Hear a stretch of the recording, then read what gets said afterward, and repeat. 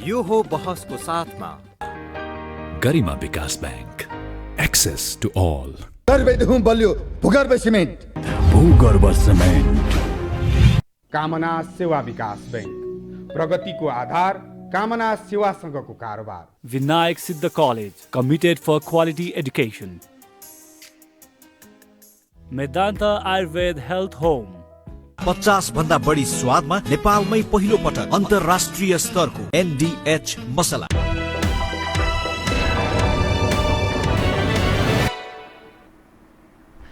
नमस्कार, यो बसमा म यहाँहरूलाई हार्दिक स्वागत गर्दछु। जीवराम भण्डारी। आज यहाँहरू सामुन्ने उपस्थित हुनुहुन्छ प्राध्यापक गङ्गा थापा। उहाँ राजनीतिशास्त्री हुनुहुन्छ। झन्नै 4 दशक उहाँले राजनीतिशास्त्रमा त्रिभुवन विश्वविद्यालयमा प्राध्यापन गर्नुभयो। उहाँसँग आज म आम दर्शकवृन्दलाई न्याय हुने गरेर नेपालको पछिल्लो राजनीतिक अवस्था उप विश्लेषणात्मक ढङ्गले कुराकानी गराउने प्रयत्न गर्नेछु। सर्वप्रथम म उहाँलाई स्वागत गर्छु। स्वागतम यहाँ। नमस्कार, थ्याङ्क यू फर। अब म यो पछिल्लो जल्दो बल्दो विषयलाई यहाँसँग दर्शकका सामुन्ने पस्कने प्रयास गरेँ। ठिक हो। नेपाल कम्युनिस्ट पार्टी नेकपाको यो भर्खरै अवस्थाको हेर्दा कस्तो देखा पर्छ भने यो एकीकृत ढङ्गले जान्छ र भन्ने एउटा प्रश्नवाचक चिन्ह खडा भयो। प्रचण्ड, माधवजी, झलनाथजी एकातर्फ, ओलीजी अनि ओलीजीको एउटा समूह अर्कोतर्फ, वामदेवजी लगायतका केही मानिसहरू अलि अलग के हो भने जस्तो सचिवालय 9 सदस्यीय मध्येमा 5-4 को तस्बिर देखा पर्छ।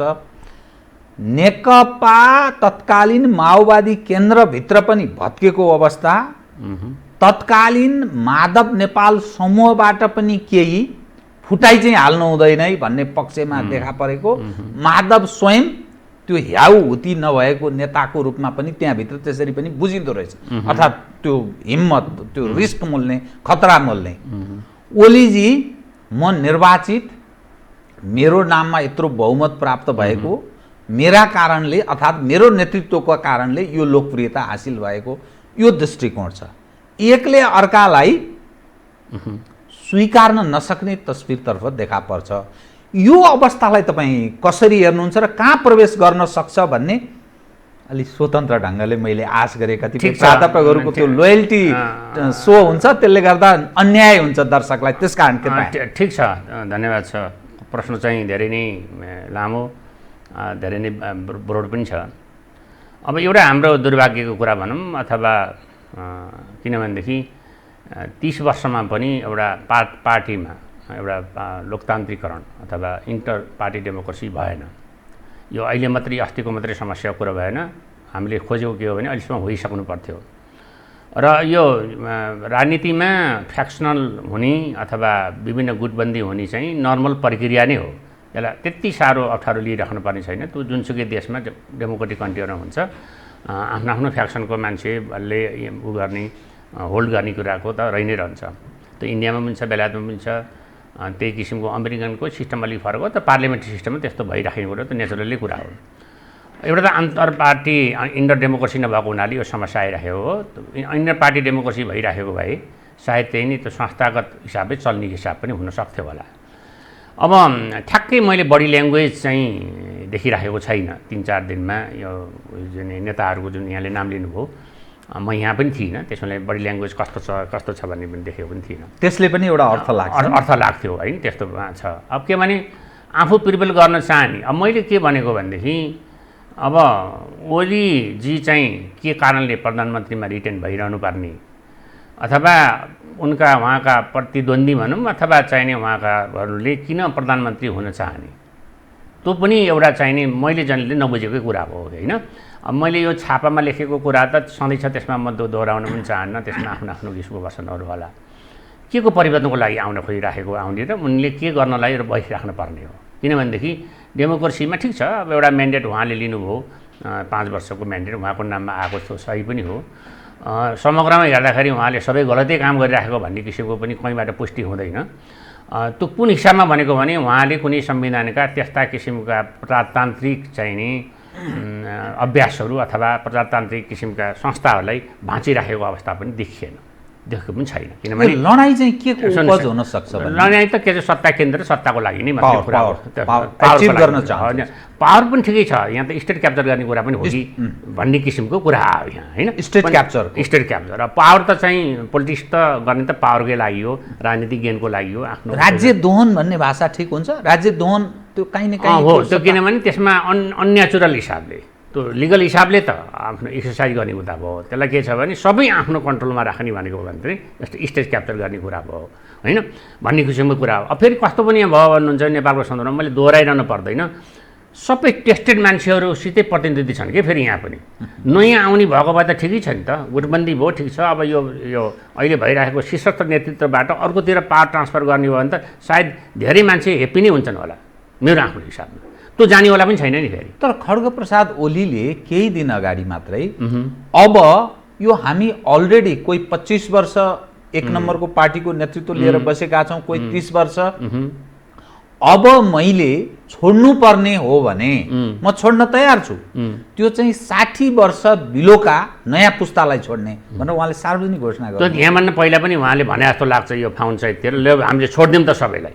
त्यो बेलामा झ्याक्कै भयो, यो मौका पनि हो नि त, फेरि यो अपर्च्युनिटी पनि हो नेकपालाई कि अब यो नयाँ पुस्ताका लागि पनि नयाँ पुस्ताले पनि एसोर्ट गर्नु पर्यो, यो मौका पनि हो। यो जुन किसिमको अस्थिरता जुन गुटबन्दी देखिएको छ त्यसमा फ्याट्टै फड्को मार्दाखेरि त फेरि मुलुकलाई फेरि ठुला फाइदा पनि हुन सक्ला जस्तो पनि देखिन्छ, होइन? भन्दाखेरि त्यो पनि छैन नि त, त्यो पनि के भनेदेखि त्यो पनि आँट गरेको भन्नेले पनि आँट गर्नुभएको छैन भित्रैबाट, अथवा लो त नि त्यसो भए नयाँ पुस्तालाई जाउँ त भनेर यहाँले नाम लिनुभएका प्रचण्ड, माधव अथवा झलनाथ अथवा बाहुनले भने पनि हुन् नि, त्यो पनि छैन। उहाँहरू पनि के छ भने आश गरेर हामी नै प्रधानमन्त्री हुन इच्छाकै भरेर बसिरहेको अवस्था पनि छ, त्यो किसिमको रेखाङ्कन पनि भइरहेको छैन। भन्दाखेरि त्यसले यो प्रधानमन्त्रीको यो घोषणाले उहाँको एक हिसाबले म यसमा तयार छु, सबै तयार हुनुपर्छ, अब मैले ग्रहण गरेको पदका लागि तिमीहरू इच्छा जाहेर नगर है, यसरी तयार हो भनेर उहाँले सार्वजनिक रूपमा बोल्नुभयो नि, त्यसको इम्प्याक्ट त्यो पार्टीभित्र र समग्र सोसाइटीमा के पर्न सक्छ? यसको लाभ र हानिको हिसाबले त्यसले फाइदै हुन्छ मुलुकलाई अन्ततगत जनरल टर्ममा भन्ने हो भनेदेखि, होइन? म जस्तो मान्छेलाई पनि नयाँ फेसहरू देखिने भयो, नयाँ नेतृत्व आउने भयो, उसको नयाँ प्रोग्रामहरू लान् भन्ने किसिमको पनि हुनसक्ला। धेरै युवाहरूको लागि पनि धेरै नयाँ माने चाख राख्ने त्यो पनि हुन सक्ला। तर के भयो भनेदेखि त्यही त, किन फेल लिडर्सहरूकै वरिपरि घुमिराखेको राजनीतिले गर्दाखेरि त्यसले पनि ठुलो चाहिने किसिमको परिवर्तन नआउने नै देखिएला कि भन्ने हो। किनभने हक त सबैको हो, 275जना एमपीहरूको नि प्रधानमन्त्री हुने हक रह्यो, त्यसमा पनि के भनेदेखि खालि उनीहरू मात्रै फर्कने। अब यो बाटा भन्दाखेरि जनताले नयाँ कुरा केही पाउनेमा आशा कम नै भयो, त्यसमाले जनताहरू अहिले चाहिँ नि भनौँ ठुलो चाहिने यसबाट खुसी हुनुपर्ने अथवा चेन्ज भएर अथवा भन्ने पनि देखिएन। खालि के हो भन्नुहुन्छ भनेदेखि के को लाग्यो एजेन्डा के हो भन्ने मैले बराबर भन्छु, एजेन्डा नै नभएको कुरा। यसको मतलब एजेन्डा छैन, ओलीजी रिटेनै गरिरहनुपर्छ भन्ने पनि छैन, त्यो पनि मैले चाहन्न। किन भन्नुहुन्छ भने उहाँले पनि डेलिभर गर्नु पऱ्यो, उहाँले पनि कम्युनिकेसन गर्नु पऱ्यो, उहाँले पनि के भन्छ आफ्ना साथीहरूको चित्त बुझाउने प्रयास गर्नु पऱ्यो। त्यो चाहिँ पोलिटिक्सको खेलै हो, नर्स नै भएको कुरा हो। मैले यो काम गर्दैछु, मलाई यहाँ हस्तक्षेप नगर, तिमीहरूले त्यो काम गर भन्ने पनि त सकियो। भन्दाखेरि के हो भनेदेखि कसैलाई सिद्ध्याउने खेल मात्रै गरेर त त्यसको चाहिँ टुङ्गो नै भएन, कसैले पनि कसैलाई सिद्धिन्न पनि, होइन? अब के भने अब गर्ने के हो त, किन स्टेटको गोल के हो? त्यो स्टेटको गोल चाहिँ पोलिटिकल सिस्टमले स्टेटको गोल तयार गरेको हुन्छ कि त्यो स्टेटको गोलतिर हामी नै गएनौँ। र समृद्धिको कुरा भयो, त्यसमा प्रयास पनि भएका होलान्, होइन? त्यसमा त्यो स्टेटको गोलमा सबै हुनु पर्यो, त्यसमा बाँधिन पर्यो। भन्दाखेरि खालि यसो यसले हेर्दाखेरि सत्ताकै लागि एउटा सेल्फ सेन्टर अथवा चाहिँ पोलिटिकल सेन्टरकै रूपमा कुनै आइराखेको हुने अवस्था पनि रह्यो। र एउटा कुरा के भनेदेखि जनताले एक्सपेक्ट गरेको, जनताले एस्पायर गरिसकेको चाहिनेमा पनि गभर्मेन्टले त्यो डेलिभर गर्न नसकेको अवस्था पनि हो। यसको मतलब अघि नै मैले भने यसले बिल्कुलै खराब काम गर्यो, संविधानले नै नर्सलाई नै भाँच्यो, संविधानको प्राप्त उपलब्धिले नै टुङ्ग्या भन्ने किसिमको अवस्था पनि रहेन। तर के छ भने एस्पिरेसन धेरै हुन सक्छन्, तर केही एस्पिरेसन्सहरू चाहिँ पुरा गर्न पनि यो चुक्यो कि भन्ने किसिमको अवस्थामा रह्यो। मैले बराबर यहाँसित पनि कुरा गर्दा के भन्छु भने सोसियल रिफर्मै भएन मान्छेलाई। पोलिटिकल रिफर्म त ठिक छ, यो हाम्रो राम्रो भयो, एउटा प्रोग्रेसिभ सिस्टम हामीले ल्याएका छौँ, त्यो छँदैछ, त्यसले मात्रै पुग्दो रहेछ। त्यसमा इकोनोमिक पनि ग्रोथ पनि चाहियो, त्यो डेभलपमेन्ट पनि चाहियो, किनभने र प्लस के हो भने सोसियल रिफर्म चाहियो, शिक्षा, स्वास्थ्य, रोजगारीका कुराहरू पनि चाहिए। यसमा चाहिँ सरकार चुकेकै हो जस्तो मलाई लाग्छ, किनभने त्यसमा रुकावटै भएन, त्यसमा चाहिँ ठुलो ध्यानै भएन जस्तो पनि देखिन्छ। त्यसले गर्दाखेरि पनि एउटा सर्वसाधारण म जस्तो मान्छेहरूले पढेर के गर्ने भन्ने कुरा पढ्नेका युवाहरूलाई पनि थाहा भएन। मैले नोकरी नपाउने अवस्था रह्यो। अब म किसिमको के छ भने अरू मान्छेहरूले जुन इन्सिक्योर मान्छेहरू छन् इकोनोमिकल्ली, तिनको के भने भनौँ न, अब अहिले नै कुरा गर्दाखेरि पनि कोभिडको टेस्टको लागि मान्छेले त्यसलाई झचाउनै परेछ भने पनि मान्छेसित नभएको अवस्था पऱ्यो, त्यसले आफूले एफोर्ड गर्न नसक्ने अवस्था पऱ्यो। हिजोसम्म त 3 महिना 4 महिनासम्म त 20-30 हजार तिरेर पनि गर्ने किसिमको अवस्था थियो। भन्दाखेरि यी भन्छन् सोसियल रिफर्महरू खास गरेर हेल्थको, एजुकेसनको चाहिने रिफर्महरू हुनु पर्थ्यो। त्यो मान्छेले सोचेको त्यही हो र एउटा सोसियलिस्ट गभर्मेन्टको रूपमा धेरैले बुझिराखेको थियो। नयाँ आइसकेपछि त्यसमा एड्रेस गर्ला भनेको त्यसमा सरकार चुकेकै जस्तो देखियो होइन। अब अरू कुरा त सरकारले सबै हान्न नसके पनि केही कुराहरूको ग्यारेन्टी नभए त किन हामी लाउने त पोलिटिक्समा? किन यो जुन दृश्य अहिलेको पछिल्लो राजनीतिक दृश्य खास गरी नेपाल कम्युनिस्ट पार्टी नेकपाभित्रको जुन देखिएको छ नि, प्रमुख प्रतिपक्षले डिस्टर्ब गरेको छैन, किनभने ऊ भूमिका नै निर्वाह गर्न सकेको तस्बिर त्यो एक्सपेक्ट जो मानिसले गर्थे त्यसअनुसारको प्रमुख प्रतिपक्षको भूमिका पनि छैन। साना पार्टीहरू पनि कोभिड-19 का कारण सिभिल सोसाइटी पनि सडकमा आएर असहयोग गरेको सरकारलाई त्यस्तो देखा पर्दैन। सवाल पार्टीभित्रै ठुलो रडाको मचियो।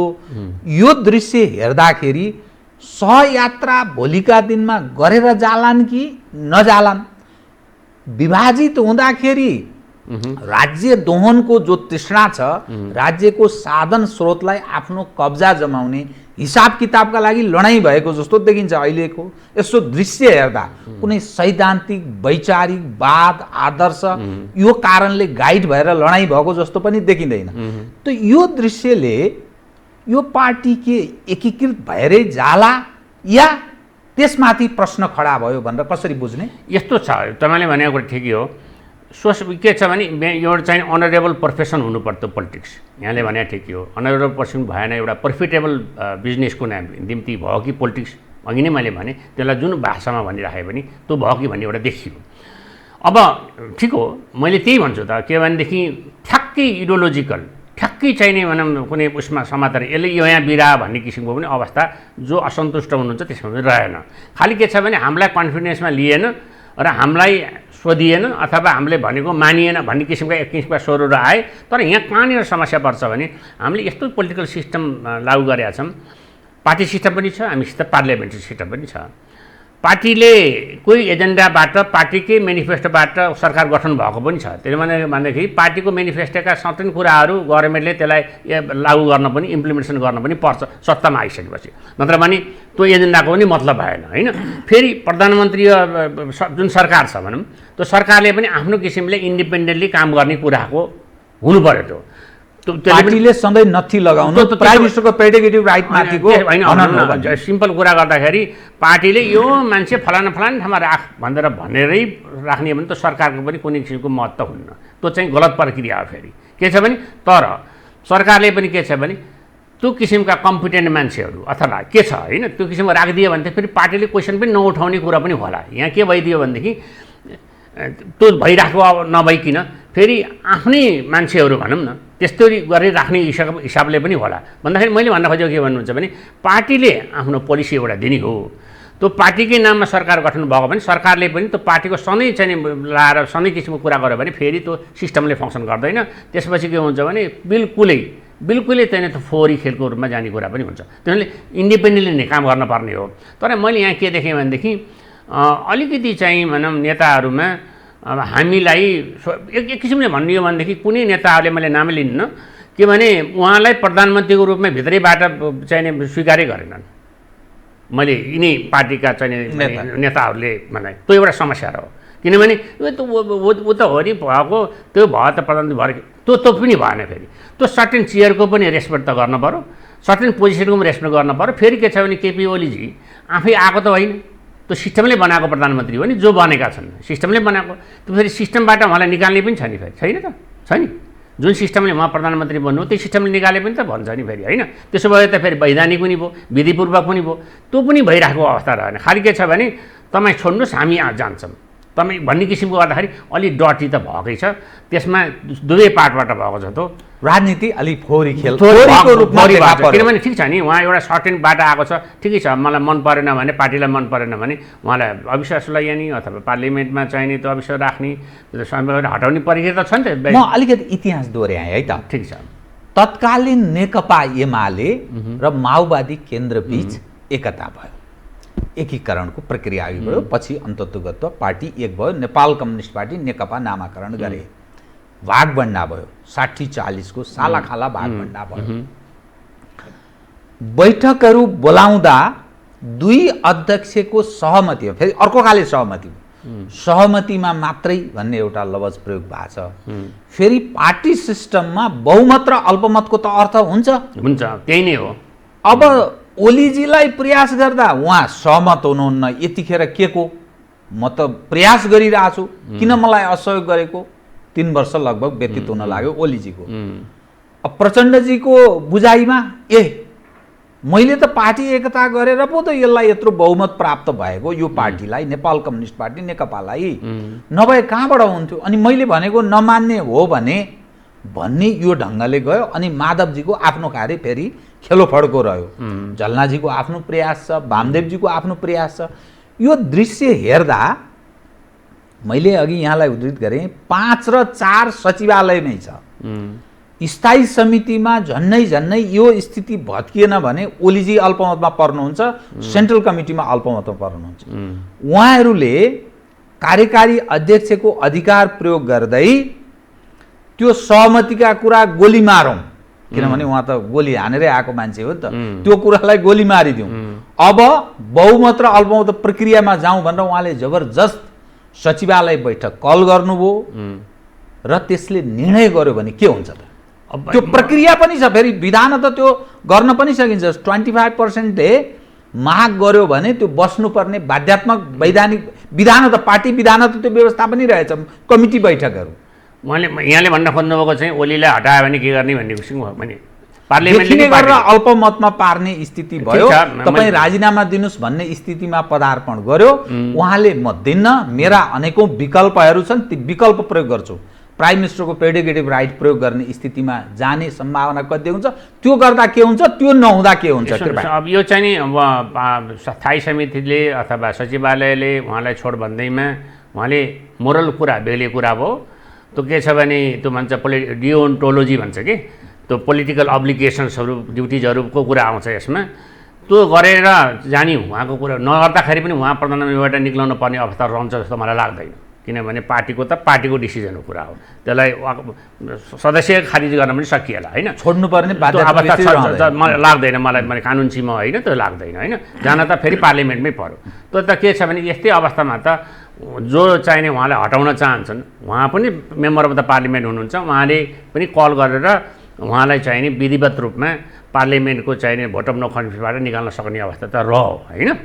त्यो अब रहिसकेपछि के हुन्छ भने फेरि गुटबन्दी त रहला, फेरि को प्रधानमन्त्री बन्ने, अहिलेको अवस्था पनि त्यस्तो पनि छ, फेरि कोही प्रधानमन्त्री हुने अवस्था पनि पहिले नै सिर्जना गर्नुपर्ने हुन सक्ला, होइन, त्यो पनि बन्ला।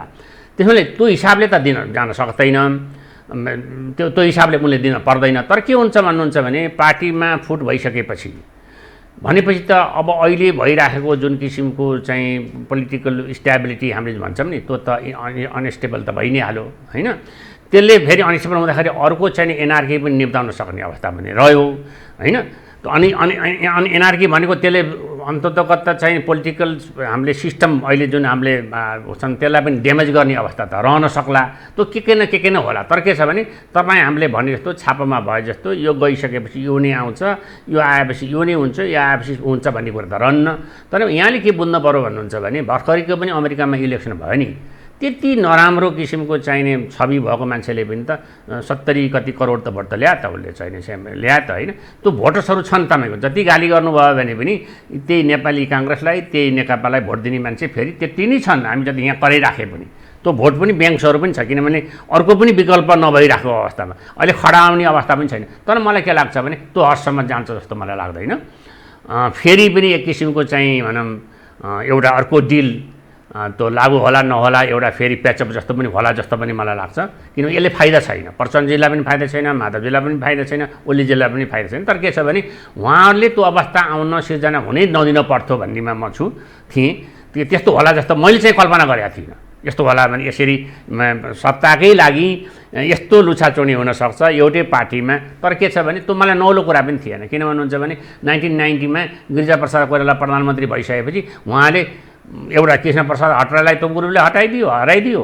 अनि त्यहाँपछि 74-36 आयो। अनि त्यहाँपछिको त फोहोरी खेल त तपाईँ देखिराख्नु भएकै छ, त्यहाँ पनि छ होइन। तर मौका के थियो भन्नुहुन्छ भने तपाईँले यो मौकामा एउटा कुरा भनिहाल्छु, दुईटालाई राजनेता हुने अवसर रहेछ, 3 जना मान्छेलाई। यो पछिल्लो परिवर्तित सन्दर्भसँगै 90 पछि 2047 पछि एउटा गिरिजाप्रसाद कोइरालालाई, सानी दोस्रो प्रचण्डलाई।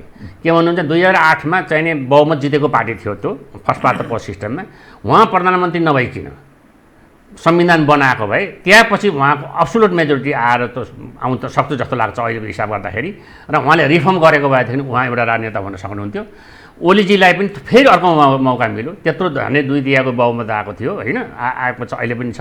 उहाँले पनि स्टेटसम्यान बन्ने अवस्था थियो, 3 जनाको मौका गुमेको हो। त 46 को परिवर्तन पछि 77 सम्म आइपुग्दाखेरि यो 3टाको जुन सम्भावना थियो त्यो अवसर उहाँले गुमेको अवस्था पक्कै हो। त्यसलाई हामीले ननानिकन भन्नुपर्छ। किन भन्नुहुन्छ भने किन त्यस्तो भएको भन्नुहुन्छ भने सबै सत्ताको लागि चाहिँ केन्द्रित 3 जना भनौँ, यसलाई लोभी भन्नुहोस् अथवा जे भन्नुहोस्। के भनेदेखि हुनसक्थ्यो भने अब के भने प्रचण्डजी प्रधानमन्त्री नभइकन आफूले भएबाट एउटा कार्ड रहिरहन्थ्यो नि। प्रचण्ड आएपछि त केही परिवर्तन हुन्छ भने उहाँको 9 महिना 10 महिना कति शासन गर्नु उहाँको स्थिति देखिहाल्यो होइन।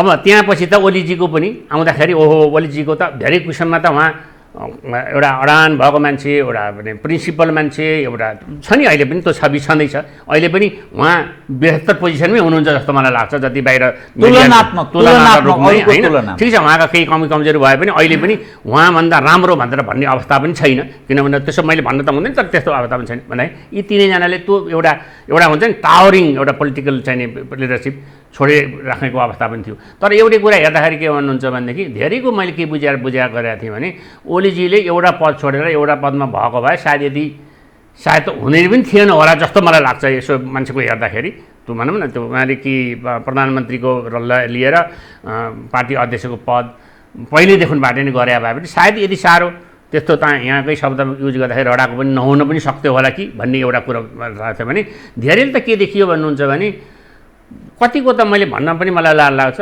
कतिको त कसरी आफ्ना मान्छेलाई ठाउँमा पुर्याउने भन्ने पनि छ कि यहाँभित्र पनि। फेरि यो बाहिर हेर्दाखेरि कुरा, किनभने बाहिर आदर्श कुरा छन्, विधि विधानका कुरा छन्, लैजाने बेलामा छैन। किनभने मैले सुनेअनुसार मैले यो मान्छेलाई गर्दिन पऱ्यो भने त्यस्तै कमजोर मान्छेलाई अगाडि सार्ने पनि उहाँहरू नेताहरू नै हुनुहुन्छ कि।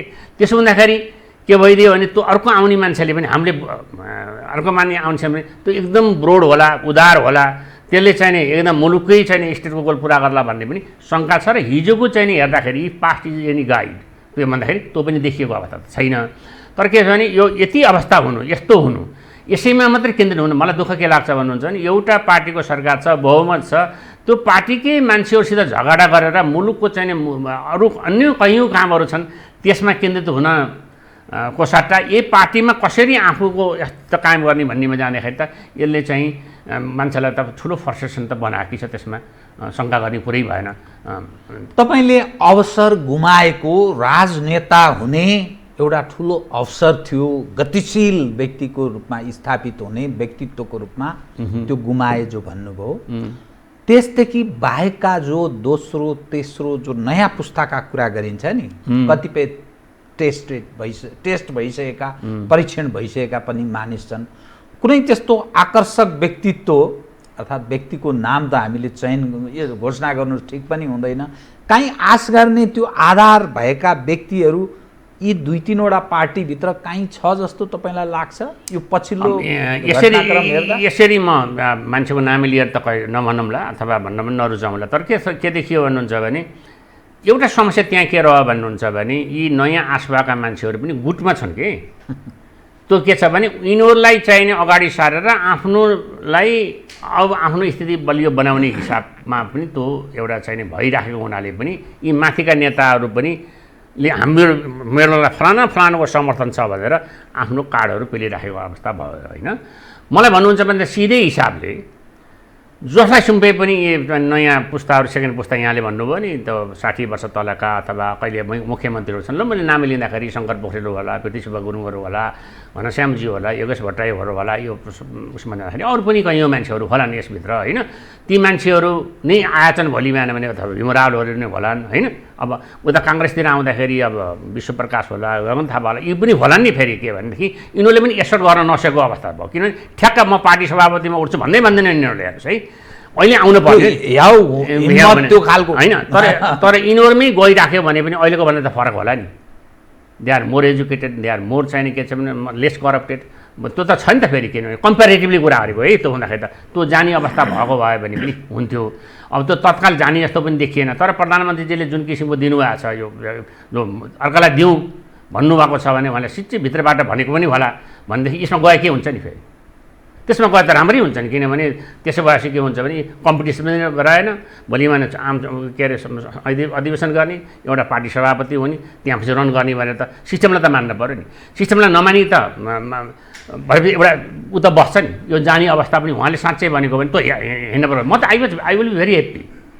त्यो चाहिने के छ भने नयाँ पुस्ता आउँछ भने पनि यसले त केही गर्छ कि भन्ने छ। तर पहिले नै एजिम 2-4 वर्षलाई त्यो यसो मानिसलाई हेर्ने अवसर पनि प्राप्त यस्तो छ के हुन्छ भने केही गरिहाल्छ कि आश गर्ने ठाउँ रहने हो। यस्तो छ जीवनरामजी, कस्तो भन्नुहुन्छ भने तपाईँले मौका पाइसकेपछि गर्दै गर्नुहुन्न भनेर पहिले नै एजुकेसन नगरौँ, त्यो त नगरौँ। किनभने उनीहरूको भित्र मैले यस्तो मौका पाएँ भने यो परिवर्तन गर्छु भन्ने उहाँसित त्यो किसिमको पनि होला। किन मैले भने नि यी नामै लिएका व्यक्तिहरू, तर के छ उहाँले के भने मलाई ताजुब लाग्यो के भने उहाँहरू म सभापति उठ्छु भन्नु नै हुन्न कि म उठौँला अथवा महासचिवमा उठौँला, त्यो हिम्मत हुती देखाएको देखेन। त्यो एउटा फ्रस्ट्रेसनको कुरा हो। तर यतिले त इन्ड हुँदैन नि। यतिले त नेपालले बिग्रिहाल्यो, यतिले नेपालको सिस्टमै खत्तम भयो, नेपालै खत्तम भयो भन्ने किसिमको जुन बाहिर किसिमको एउटा चित्रण छ नि, त्यो त हुँदैन नि। किनभने मैले फेरि पनि भन्छु 4-5 वर्षको मात्रै अभ्यास हो अहिलेको पोलिटिकल सिस्टम। 15मा संविधान आएको। अब एउटा स्थानीय तहले राम्रो नराम्रो जे भने पनि जनतालाई अनुभूति गरेकै छ। त्यो के छ भने गाउँमा जाँदाखेरि म पनि यस्तो गाउँमा गएर आएँ, त्यहाँ जाँदाखेरि एउटा कार्यालय सचिवले सबैको चाहिने सिफारिस गरेर त्यो काम भएकै छ। वडा आदेशमा लगेर सही गराएको छ। हिजो छाडि अस्तिको कुरा बिहिबारको कुरा हो होइन, म त्यहाँ गइराखेकी थिएँ भन्दाखेरि त्यो अनुभूति गराएकी छ।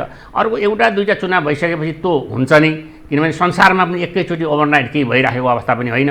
अब हामीले एउटा के छ भने ठुलो प्रोग्रेसिभ सिस्टम हामीले ल्याएका छौँ, त्यो चाहिँ अलिकति फरक पनि छ। वेस्टमिनिस्टर मोडलभन्दा फरक पनि छ। त्यसमा हामी के छ भने सबै जातिको प्रतिनिधि छ। अहिले आफ्नै श्रीमती श्रीमान राख्यो भने पनि भोलि अलिकति अन्ततोगत त्यो ठाउँमा प्रवेश गर्न सकिन्छ हो। हामीले अलिकति आशावादी पनि हुनुपर्ने हुन्छ, किनभने अलिकति के हो भने नेगेटिभिजम बढी भएको छ। हेर्नुहोस् अब इन्क्लुडिङ म जस्ता सोकल चाहिने विद्वानहरूलाई पनि त्यो भएन भन्ने कुरा छ होइन। विभिन्न किसिमको यसमा आश पनि होला कसैलाई, त्यो होला। त्यसैले हामीले बिल्कुलै नेगेटिभ तपाईँ जस्तो पत्रकारहरू, तपाईँ जस्तो एङ्करहरूले यसलाई बिल्कुल नेगेटिभले गरिराख्नुलाई कसैको बेनिफिट हुँदैन। यहाँ भनौँ न यो आएर यो देश एकदमै चाहिने स्वर्ग बन्छ, त्यो होइन। हामीले नै बनाउने यो स्वर्ग हो, तर यिनीहरूलाई नै बनाउने हो। भोलि बिहान ओलीजी प्रधानमन्त्री हुँदाखेरि उहाँका कमीहरू कसैले देखाएका छन् भने उहाँले सुधार गर्दा पनि उहाँ तर क्रिटिकल एप्रोच चाहिँ हुनैपर्छ। किनभने प्रशंसा आरती मात्रै उतारेर त के गर्ने, त्यो त हुँदैन। त्यो के छ भन्नुहुन्छ भने भन्छ नि तपाईँको चाहिने उहाँलाई नै गुणगान गाएर उहाँलाई नै चाहिने के भने देवता अथवा के मानेर चाहिने हिसाब गर्ने कुरा भने उहाँको चाहिने स्वस्थ क्रिटिसिजम हुनु पर्यो र त्यो सबैले क्षेत्रमा सबै गर्नुपर्छ। यो अहिले देखिएको जुन नेकपाभित्रको राजनीतिक तस्बिर भने मैले यो हेर्दा के त यो एकीकृत भएरै एउटा राजनीति शास्त्रीको नजरमा यो एकीकृत भएरै सहज ढङ्गले जान्छ कि यो अप्ठ्यारो बाटोमा प्रवेश गरिसक्यो, भिडमै ठ्याक्कै डिल भन्छ नि, डिलमै छ कि या समथर भूभागमै छ, के छ? अब आलीमा भन्ने जस्तो कुरा हो तपाईँको छैन, डेलिगेट त छ। तर के छ भने यसले एउटा यस्तो हुनसक्छ है, फेरि एउटा बेनिफिट अफ डाउट, कोही निक्लेर गइदियो हुँदो भन्ने, प्रचण्ड नै यहाँबाट निक्ले हुँदो भन्ने, सायद एउटा ग्रुपको ओलीलाई नै बेदखल गऱ्यो भने हाम्रो भन्ने पनि त्यो किसिमको पनि एउटा होला होइन। तर अब सबैको दाउ पेस दसैँको दाउ भएर तर फाइदा चाहिँ हुँदैन। अब कसको लागि जाने? प्रचण्ड छुट्टिएर जानुभयो भने पनि के बनेर जाने? को लिएर जाने? अब हिजोको 10 वर्षको जनयुद्धपछि नै अहिले भएको चाहिँ 15-16 वर्ष भइसक्यो होइन? उहाँ पनि जाने अवस्था छैन। विभाजित हुँदा पनि कसैको भविष्य छैन, एकीकृत भएर जाँदा पनि जनतालाई आवश्यकीय सम्बोधन हुन नसकेको तस्बिर छ नि। फेरि यो खतरनाक भयो नि त। होइन, त्यो त 2 वर्ष बाँकी नै छ नि, परिवर्तन त हुन 2 वर्षमा केही पनि हुन सक्दैन भनेर पनि त भन्न भएन। हिजोको 3 वर्षको हिसाबले गर्न हुँदैन भन्ने किसिमको त्यो अन्दाज गर्न पनि सकियो। तर हिजो 3 वर्ष भएन र अब केही हुँदैन भन्ने पनि त्यो विचार राख्नु पनि फेरि अलिकति लाइट कुरा भयो जस्तो मलाई लाग्छ होइन? तर के भने यिनै मान्छेबाट हुन्छ कि हुँदैन, किनभने यिनै मान्छे 3 वर्षमा त भएन, यिनै मान्छेबाट हुन सक्दैन। त्यसका धेरै प्रश्नहरू छन्। तर के छ भने त्यसमा पनि के छ भने वाइड भ्यू चाहिने, ब्रोड भ्यू चाहिँ सत्ता पक्षले पनि राख्न पर्यो र बुझ्न पर्यो। त्यो के भन्नुहुन्छ भनेदेखि अब हामीले के गर्ने हो त? ओलीजीलाई हटाएर मैले बराबर भन्छु, उहाँले पनि त्यो प्लानहरू लिएर आएर त्यो आफ्नै साथीसित सल्लाह गर्नु पर्यो। पहिला त आफ्नै तपाईँले भनेको अघि भनेका सचिवालयमा, त्यही स्थायी समितिमा, केन्द्रीय समितिमा म आएँ भने उहाँलाई पनि कन्फिडेन्स त उहाँले पनि लिनु पर्यो नि त। फेरि यही कुरा दोहोरियो। पार्टीभित्र चाहिँ त्यो अवसर छ, घर्केको स्थिति छैन। तर समग्रमा नेपाली जनलाई सम्बोधन गर्ने सवाल उपर यहाँले नै जवाब दिएको विषयलाई मैले कोट गरेँ। नागरिक असुरक्षित छ, शिक्षा, स्वास्थ्य, रोजगारी नपाउने स्थिति छ, पढेलेखा मानिसहरूलाई समग्रमा राज्यको दोहन भइरहेको छ, करप्सनको रेट चरम चुलीमा छ, जनता राजनीति गर्ने मानिसहरू उप नकारात्मक धारणा राख्दछन्। यो सबै हेर्दाखेरि गर्छ भन्ने आधार पनि फेरि कसरी भन्ने त? होइन, त्यो त हामीले औलाउनेको भएको कुरा नै भन्ने हो होइन? अब कुनै प्रयासै भएको छैन, यसले कोही पनि गरेन, त्यो पक्षमा म छैन भेरी फ्रेङ्कली होइन? धेरै प्रयास पनि भएको होलान्। जस्तो भनौँ न, अब अहिलेकै घटनामा पनि बिहान भर्खरै तपाईँले पनि पढ्नुभयो, मैले पनि पढेर आएँ।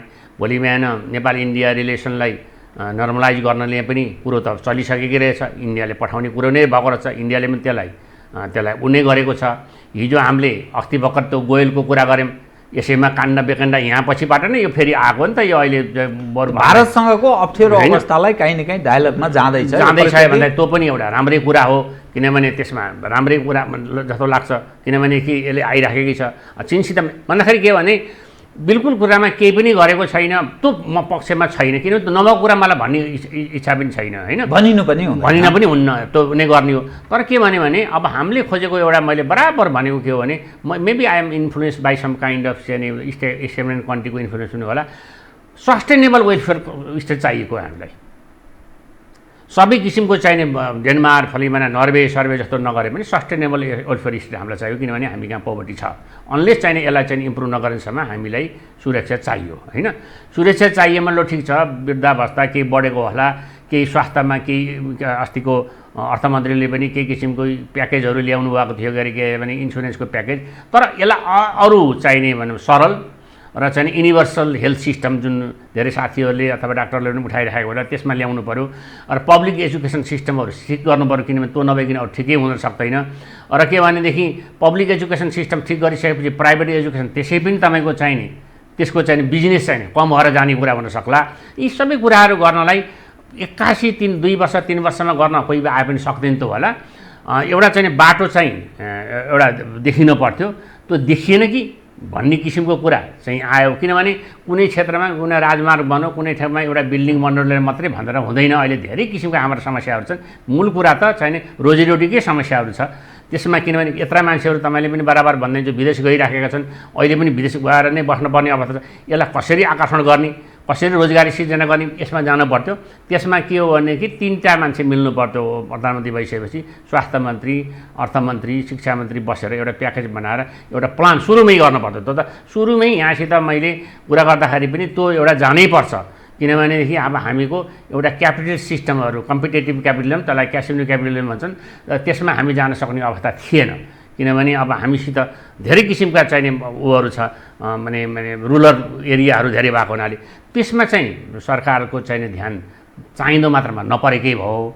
र एउटा कुरा के हो भने यता देख्दाखेरि अब बानीको एउटा आचरण पनि हुन सक्ला, अलिकति वान वे कम्युनिकेसन मात्रै भयो कि प्रधानमन्त्रीको भन्ने किसिमको कुरा र एउटा टु वे कम्युनिकेसन हुनुपर्नेमा बेला बेलामा डायल, किनभने अहिलेको जनताले के खोज्छन् भनेदेखि प्रत्येक समस्याहरूलाई को चाहिँ बारेमा त्यो रुबरी होस्, त्यो कार्यकारी राष्ट्रपति प्रधानमन्त्री जनतासित आफ्ना कुराहरू कम्युनिकेट गरिराखोस्। कुनै चाहिने भनौँ नट नेसेसरी कि चाहिँ एकदम टेलिभाइज गर्ने भन्दा पनि बराबरसम्म आफ्ना कुराहरू चाहिँ प्रसारण गरिराखोस्। चाहिँ के भन्छ नि तपाईँको चाहिँ त्यो तपाईँको चाहिँ जनतालाई त्यो चाहिँ के छ भने प्रधानमन्त्रीले अथवा सम्बन्धी निकाले त्यो एउटा नभएको जस्तो देखियो। मेबी अब स्वास्थ्यको कारणले विभिन्न किसिमले कारण हुन्छ। फेरि हामीको सोसाइटी अलिकति फ्युडलै छ है जति भने पनि जीवनजी, किनभने हामी पनि त फ्युडल व्यवहार पनि गर्छौँ, त्यो गर्छौँ होइन। के भने त्यो चाहिँ सहज रूपमा चाहिने त तपाईँको यसो हुँदाखेरि दम्भ अहङ्कार त्यो छ। किनभने एउटा मन्त्री भावना एउटा मन्त्री भएपछि छाता ओढाउने अर्को मान्छे चाहिहाल्छ, उसले छाता आफै ओढ्न पनि चाहन्न। त्यो हुन्छ बाहिरको हेर्दाखेरि माथि कम्पेरिजन गरे के भन्नुहुन्छ भने बाहिर देशको अमेरिकाको होला, जापानको होला, कहाँको होला होइन।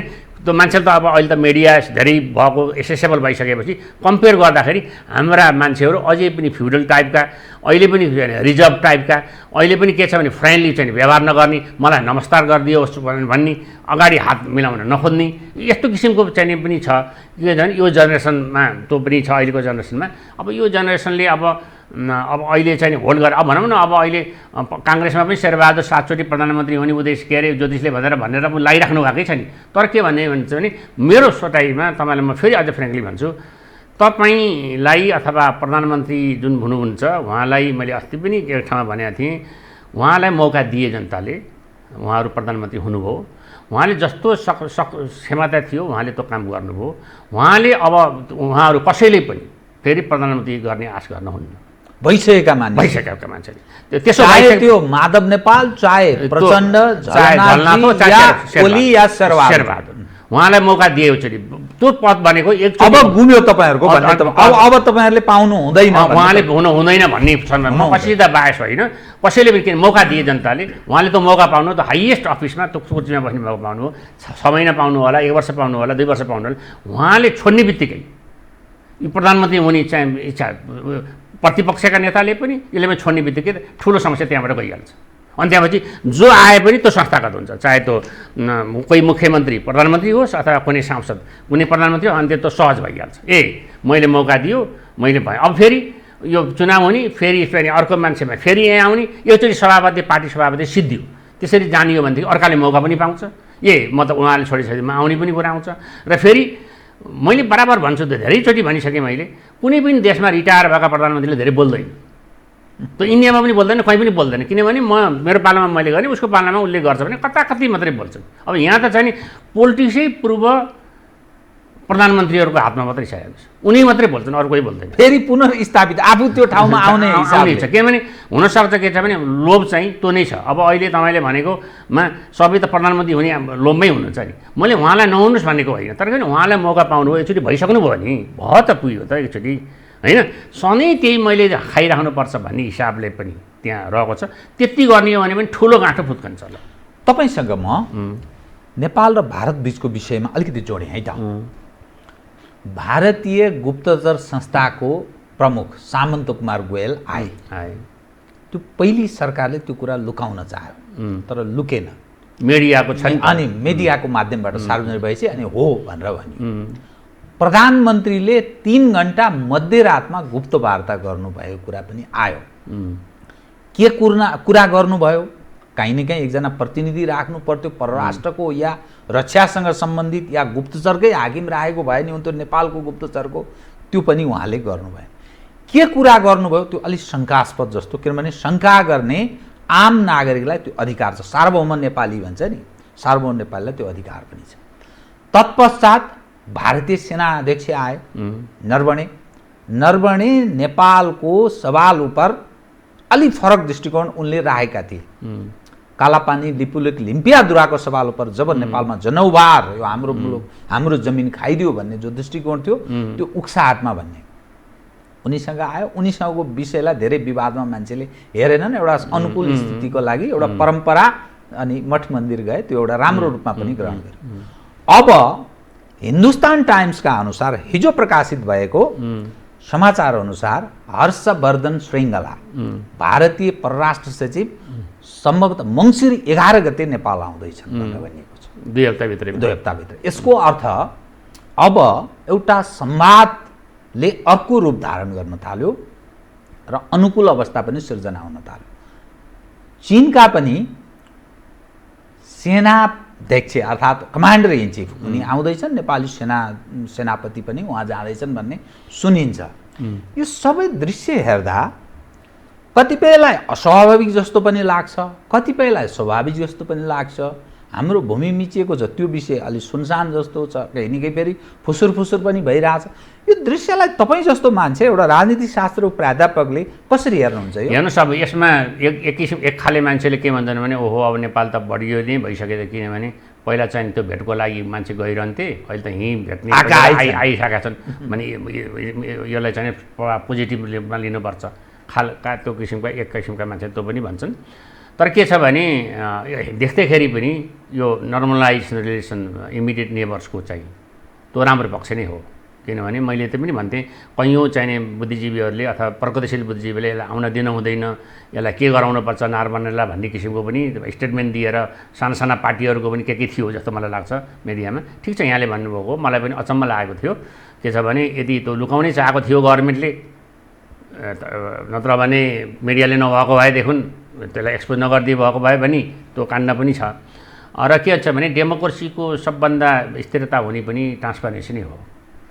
त्यो भनेको एकाउन्टेबिलिटी पनि हो। ट्रान्सपारेन्सी भएपछि एकाउन्टेबिलिटी हुन्छ। ती धेरै जसो देशहरूमा अथवा नवोदित डेमोक्रेसीहरूमा त्यो कम छ, किनभने त्यो सत्ताधारीहरूले सकभरसम्म त्यसलाई ढाकछोप गर्ने र धेरै जसो चाहिने जनतासित लाई जानकारी नदिने अवस्था पनि रहन्छ। कुनै सबै कुरालाई त अरूले पनि नदेलान्, विकसित देशमा पनि खास महत्त्वपूर्ण कुरा, तर पनि विशेष गरेर अरू हुनसक्छ के प्रयोजनले आए किन आए भन्ने किसिमको जनताले जान्ने हक राख्छन्। किनभने हामीको सिस्टम चाहिँ डेमोक्रेटिक हो।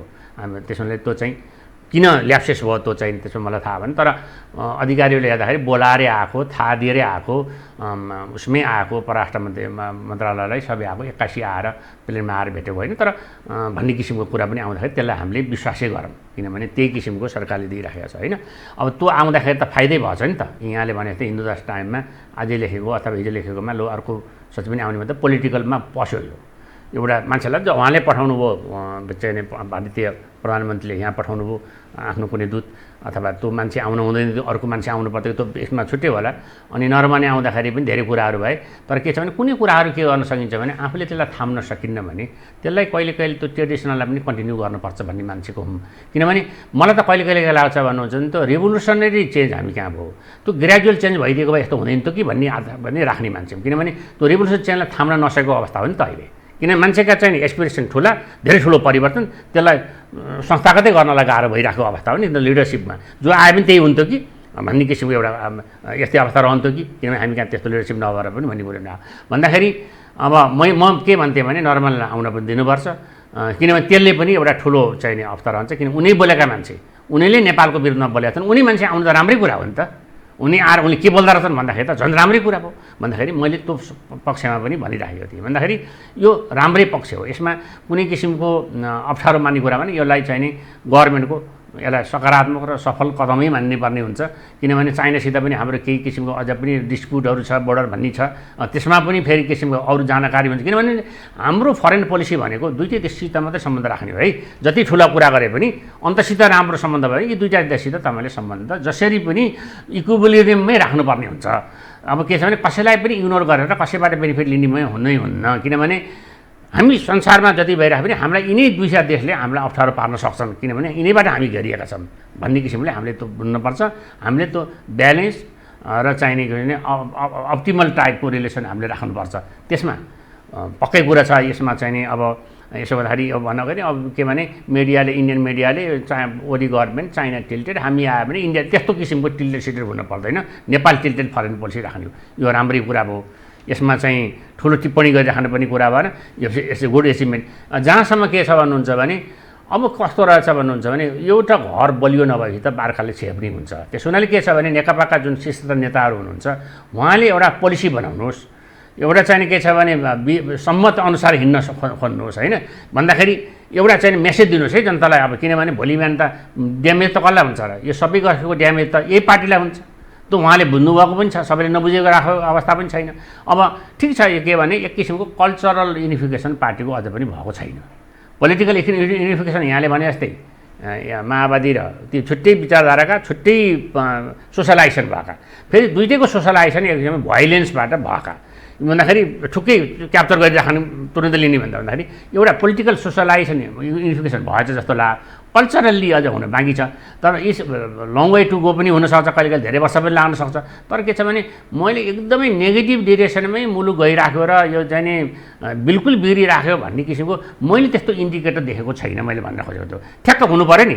यहाँले हामीसित कुरा आधारित यो ड्यामेज भयो, ठिक छ, कमी कमजोरीहरू भए जसका पनि कमी कमजोरी निकाल्न सकिन्छ होइन। प्रधानमन्त्रीले पनि चाहिने भनौँ चाहिने अनुसारको भनेअनुसारको एक्सप्रेसन अनुसारको उहाँले पनि त्यसलाई एड्रेस गर्न नसकेको अवस्था रह्यो। मैले यहाँलाई पनि फेरि पनि निवेदन गर्छु, किनभने जनताका धेरै जसो समस्याहरू खास गरेर सोसियल इकोनोमिक समस्याहरू जस्ताका तस्तै छन्। एजुकेसन समस्या अब ठुलो आयो, अब स्कुलमा जान नसक्ने अवस्था आयो यो पेन्डेमिकले गर्दाखेरि। सबैले अनलाइनै एजुकेसनहरू दिन नसक्ने अवस्था छ, कसैले कम्प्युटर किन्न सक्दैनन्, के अरे तपाईँको चाहिने इन्टरनेटहरू किन्न सक्दैनन्, त्यस्तो त व्यवस्थै छैन। छन् त धेरै समस्याहरू छन् त, यसलाई कसरी स्कुलमा पुर्याउने, कसरी त्यसलाई एजुकेसन दिने, ठुलो समस्याहरू पनि छन् नि। अब जो आए पनि त धेरै हाम्रा किसिमका इकोनोमिकल्ली ब्याकवर्ड पपुलेसन जुन छ त्यो ठुलो सङ्ख्यामा छ, त्यसले कहाँबाट दिने, गाउँघरमा कसरी इन्टरनेट लगाइने, धेरै च्यालेन्जहरू वान अप्सन आइरहेका छन्।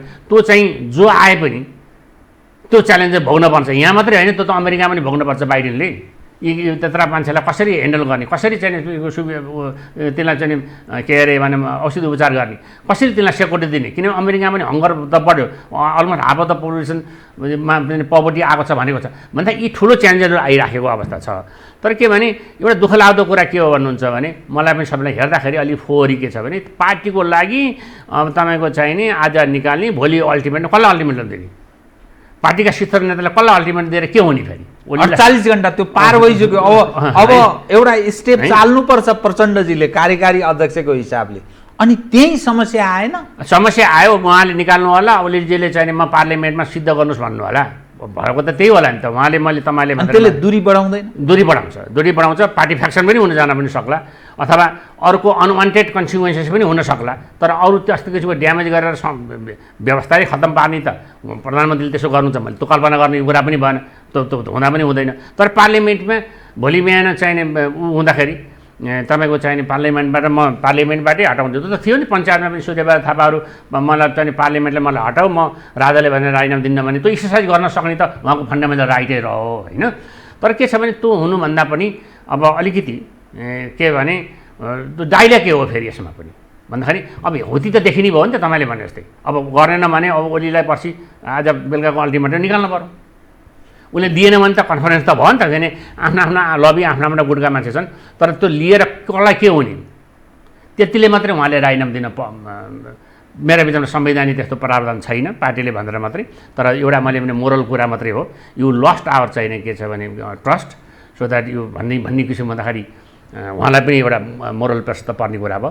त्यसरी चाहिने के छ भने फाइट टु फिनिसको कुरा हो, यहाँले भन्न खोजेको फाइट टु फिनिस गरेर एउटा चाहिने यसलाई चाहिँ निकास दिने भन्दाखेरि त्यसले त ड्यामेज त आखिर यहाँ सबैलाई गर्छ। फेरि तिनी प्रचण्डलाई पनि गर्छ, माधवलाई पनि गर्छ, झलनाथ पनि गर्छ, वामदेवलाई पनि गर्छ, यहाँले भने जस्तै त्यो ओलीलाई पनि गर्छ, सम्पूर्ण तबकालाई फाइट टु फिनिसमै जाने अवस्थामा छन् कि त्यहाँ बिचमा केही थेगिने मजदारले केही मिलाउन सक्ने सम्भावना पनि देख्नुहुन्छ? त्यो त देखिएन। मलाई के छ भने भोलि भने आश्वासनको कुरा मात्रै आयो। अहिले तपाईँले भनेको मिडियामा गर्ने हो भनेदेखि माधव नेपालजीहरूलाई अब ओली ग्रुपहरूले फलानु के बनाउने अथवा अध्यक्ष बनाउने अथवा चुनाव भएपछि प्रधानमन्त्री बनाउने भन्ने तपाईँले लेखेको मात्रै पढ्ने कुरा भयो। अब त्यो ओलीको ग्रुपले बनाएर भन्ने पनि होइन, त्यो 2 वर्षपछिको कुरा हो। तर कसले बनाउने हो, फेरि को उठ्ने हो, कसले आउने हो भन्ने कुरा त पोलिटिक्स अनपोलिटिकल गेम अप्ठ्यारो अवस्थामा छ। तर के छ भने पोलिटिक्स भनेको क्रुएल गेम हो है, त्यो चाहिँ तपाईँ क्रुएल गेम हो। त्यो चाहिँ तपाईँ जहाँको पनि पोलिटिक्स त्यसमा माया ममता भन्ने हुँदैन, किन त हुनु पनि हुँदैन फेरि त होइन। त्यो क्रुएल गेम हो। त्यो क्रुएल गेममा चाहिने के छ भन्नुहुन्छ भने जो पनि भिक्टिम हुनसक्छ अहिलेको तपाईँको अनुसार, तर त्यो भिक्टिमबाट बेनिफिट चाहिँ कसैलाई पनि हुँदैन।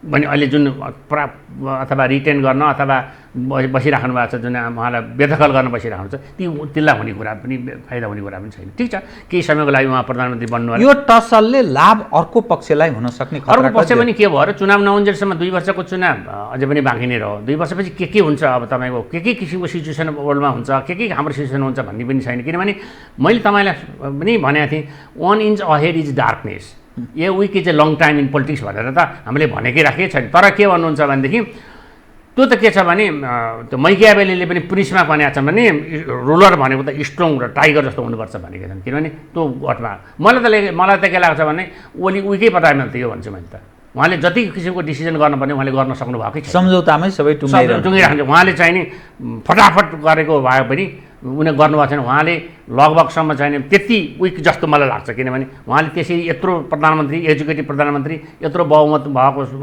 पार्लियामेन्टमा त्यो एक्जिक्युटिभ अथोरिटी प्रयोग गरेको देखिएन भने उनीहरूले सानोतिनै यता मिलाउमै यतैमा चाहिने गन्ठागुठुमा चाहिने गइरहेको देखिन्छ। किनभने म ठिक कार्यक्रमको अन्त्यमा आएँ कि मानिसको धैर्य धेरै लामो समयसम्म रहन सक्दैन।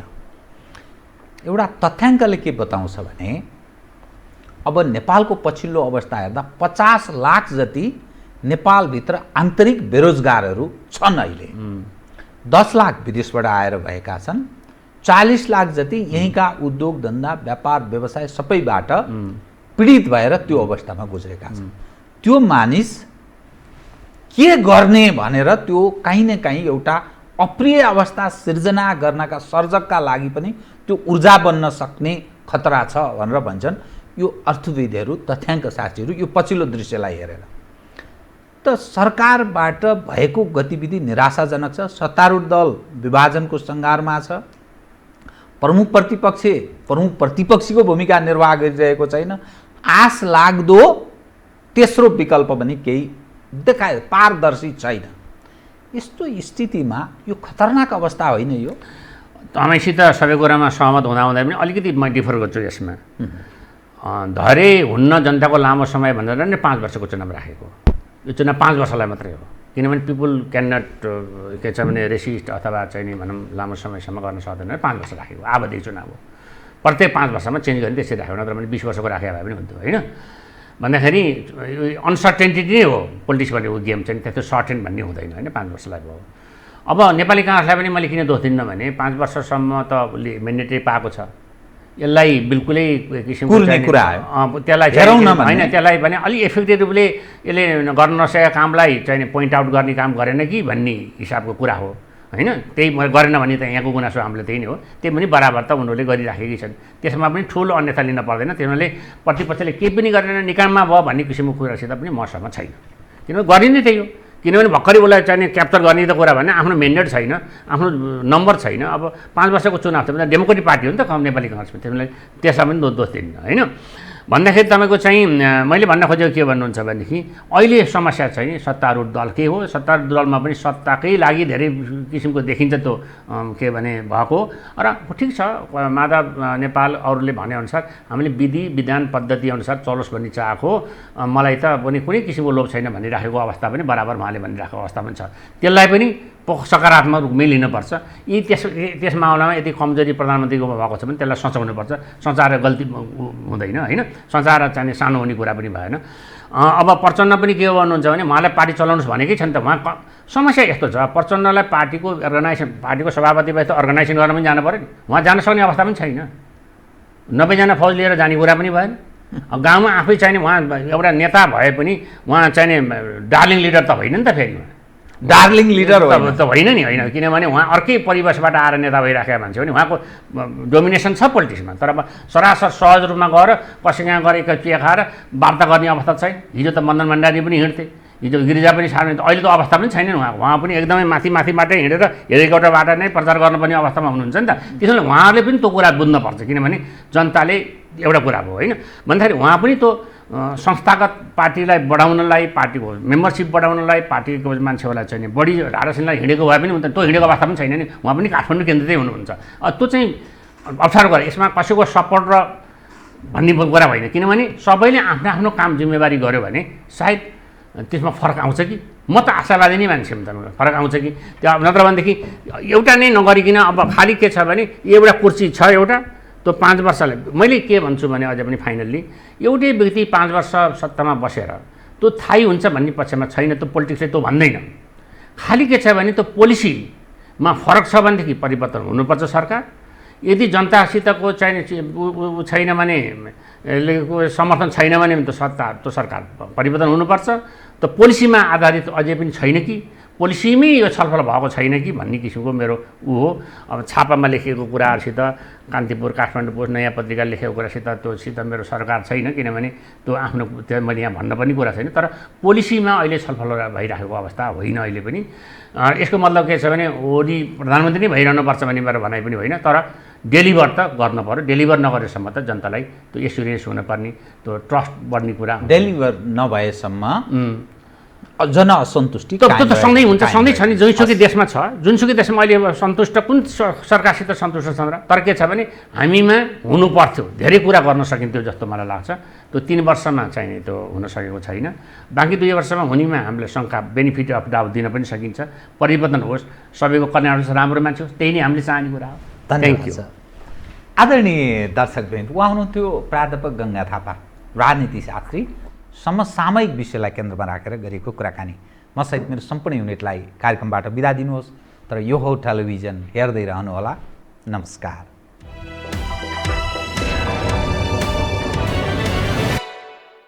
यो हो बहसको साथमा गरिमा विकास बैंक, एक्सेस टु ऑल।